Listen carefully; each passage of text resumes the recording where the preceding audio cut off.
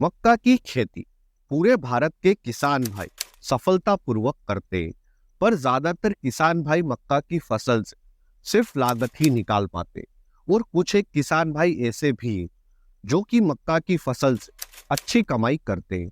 इन किसान भाइयों को पता होता है कि मक्का की खेती से अच्छी कमाई करने के लिए कौन से समय पर मक्का के बीजों की बुआई करें।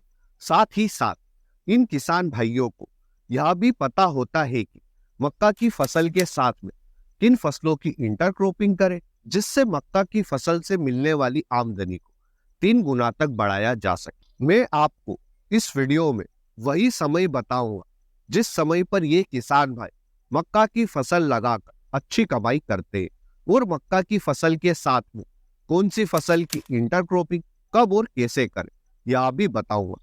इसलिए वीडियो को शुरू से लेकर अंत तक जरूर देखें।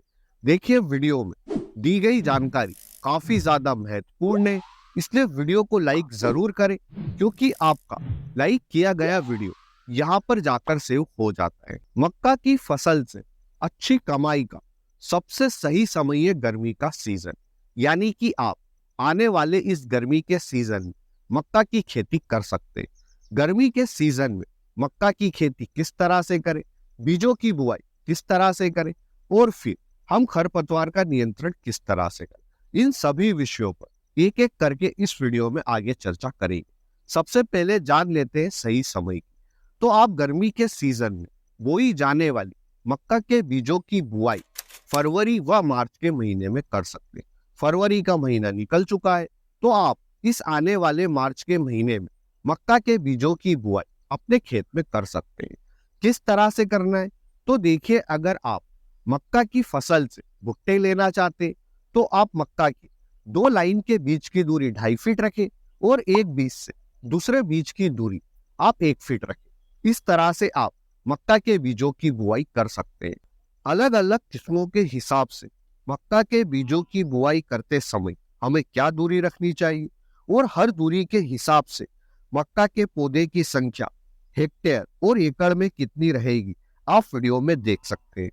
अगर आप लाइन से लाइन के बीच की दूरी 2.5 फीट रखते हैं, और आप मक्का के एक पौधे से दूसरे पौधे के बीच की दूरी 1 फीट रखते हैं, तो प्रति एकड़ आपको 5 से 6 किलो बीज की मात्रा लगेगी। तब जब आप एक एक बीज अपने हाथों से बोएंगे तब। अगर आप छिड़कन विधि की सहायता से मक्का के बीजों की बुआई करेंगे तो इसमें बीज की मात्रा निश्चित ही ज्यादा लगेगी। वैसे तो मक्का के बीज उपचारित होकर आते हैं, पर आप अगर घर के ही बीजों का उपयोग करते तो आप मक्का के बीज बुआई के पहले बीजों का उपचार अवश्य करें। इसके लिए आप 2 ग्राम कार्बेंडाजिम 1 किलो बीज के हिसाब से आप उपयोग करके मक्का के बीजों को उपचारित कर सकते हैं। अगर आप मक्का के बीजों की बुआई बीज उपचारित करके करते हैं, तो जो शुरुआती दिनों में मक्का की फसल पर फंगस जनित रोगों का अटैक हमें देखने को मिलता है, इसे हम पूरी तरह से नियंत्रित कर सकते हैं। इसलिए बीज बुआई के पहले बीजों को उपचारित अवश्य करें। अब बात आती है कि हम मक्का की फसल में खरपतवार का नियंत्रण किस तरह से करें। तो देखिए, हम मक्का की फसल में खरपतवार का नियंत्रण 2 तरह से कर सकते हैं। पहला है हमारा खरपतवार नाशक दवाई का उपयोग करके, और दूसरा तरीका है कि आप कल्टीवेटर व रीजरो जैसे टूल का उपयोग कर सकते हैं। अगर आप खरपतवार नाशक दवाई का उपयोग करना चाहते हैं, तो बीज बुआई के 48 घंटे के अंदर अंदर 500 ग्राम एट्राजीन 50% WP 100 लीटर पानी में मिलाकर स्प्रे कर दें। अगर आप खरपतवार नाशक दवाई का उपयोग नहीं करना चाहते, तो आप ये टूल देख रहे हैं कल्टीवेटर, इसकी सहायता से भी आप मक्का की फसल में खरपतवार को नियंत्रित कर सकते हैं। और जो ये हमारा दूसरा टूल है रीजरो, इसकी मदद से आप मक्का के पौधे के ऊपर मिट्टी चढ़ा सकते हैं, जिससे मक्का के पौधे की जड़ों को मजबूती प्रदान होगी, और तेज हवा के चलने से भी हमारा उत्पादन पर कोई भी फर्क नहीं पड़ेगा, और हमें उत्पादन भी अच्छा मिलेगा। इन दोनों टूल को आप अमेज़न से ऑनलाइन खरीद सकते हैं, लिंक मैं डिस्क्रिप्शन में डाल दूंगा। अब हम इस वीडियो के सबसे महत्वपूर्ण पॉइंट के बारे में बात करते हैं, जिससे हम मक्का की फसल से मिलने वाली आमदनी को 3 गुना तक बढ़ा सकते हैं। यह तरीका है इंटरक्रॉप। आप मक्का की फसल के साथ कई फसलों की इंटरक्रॉपिंग कर सकते हैं। हमने इसे दो कैटेगरी में डिवाइड किया है। पहला है हमारा कि आप मक्का की फसल के साथ में पपीता, करेला की इंटरक्रॉपिंग कर सकते हैं। किस तरह से करना है आप इस वीडियो में देख सकते हैं। सबसे पहले एक छोटी क्यारी बनाएं जिसकी चौड़ाई आप 1.5 फीट रखें। इस छोटी क्यारी के पास में आप 4 फीट एक चौड़ी क्यारी बनाएं और इस तरह से आप पूरे खेत में क्यारियों का निर्माण कर दें। किस तरह से करना है आप वीडियो में देख सकते हैं। हमें इन क्यारियों की लंबाई 25 से 30 फीट से ज्यादा नहीं रखना। अब हमने 4 फीट और 1.5 फीट चौड़ी क्यारी क्यों बनाई है, इसके पीछे के रीजन को समझते हैं।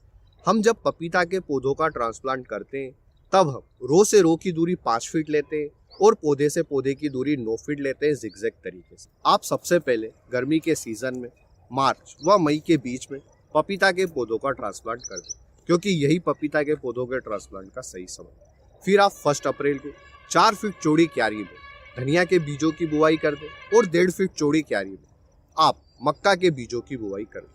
आपको उस रो का चुनाव करना है जिस रो पर हमने पपीता के पौधे नहीं लगाए। पपीता, करेला के अलावा आप मक्का की फसल के साथ में जिन 2 और फसलों की इंटरक्रॉपिंग कर सकते हैं, यह तरीका काफी ज्यादा पुराना है और यह सदियों से चला आ रहा है और इसे 3 सिस्टर प्लांटिंग मेथड भी कहते हैं।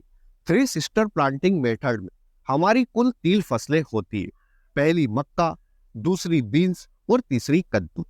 इसमें हम सबसे पहले मक्का के बीजों की बुआई करते। दूरी जैसा कि मैंने बताया था, लाइन से लाइन के बीच की दूरी 2.5 फीट रख ले और मक्का के एक पौधे से दूसरे पौधे के बीच की दूरी 1 फीट रख ले।